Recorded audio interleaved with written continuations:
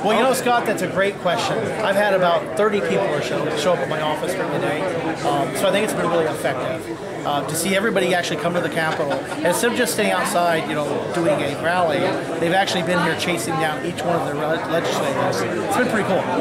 So now, with consideration to the victims and the families of Sandy Hook, which we, you know, all have a heartfelt sympathy and empathy for those families, you're going to do what's in the best interest of the citizens of Connecticut with, you know, your wisdom and all your ability to decide on legislation. Well, I think you're going to definitely count on me doing the best interests of everybody. I mean, Newtown has been hit hard for this, and it's a very controversial issue in my area.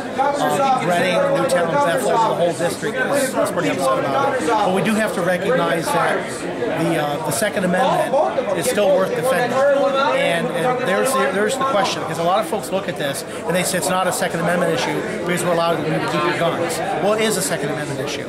So I think you're going to see me vote consistent with that as long as these things come forward. And I don't know what the actual bill is going to be at the end. Right. I have no idea. I understand. And what our concern is, we're always looking ahead towards the term, I'm sure you've heard it, being in your position, creeping incrementalism, where it's a little bit at a time, it's a little bit, we regulate this or we ban that, they take it one little piece at a time. What we're trying to do is make sure that future generations are able to understand and know that the Second Amendment is a right and not a privilege, and we're headed with a lot of the legislative proposals that are put out there, we're starting to get the impression that we're turning towards that we're over that hill now where it's going to be perceived as a privilege more than a right in years to come. I completely understand your concern because, you know, it's unfortunate. See, most gun owners really don't mind some regulation. They don't mind background checks.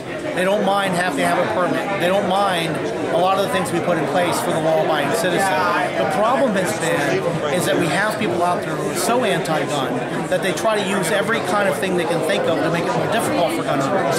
Like these bills you see for 50% tax on ammo, things like that. They're doing it as a punitive way to affect their goal. And unfortunately what's happened is now people do see a threat. You know, the Second Amendment law-abiding citizen sees a threat because you do have people out there trying to use the system against them. I hope as this process goes forward, we're able to thwart some of those efforts. You know, the people who want to put these unnecessary taxes, because then what happens is, what if you have a guy in Bridgeport who wants to, you know, he's a janitor, and he wants to be able to own a firearm to defend himself and his family or his home, right?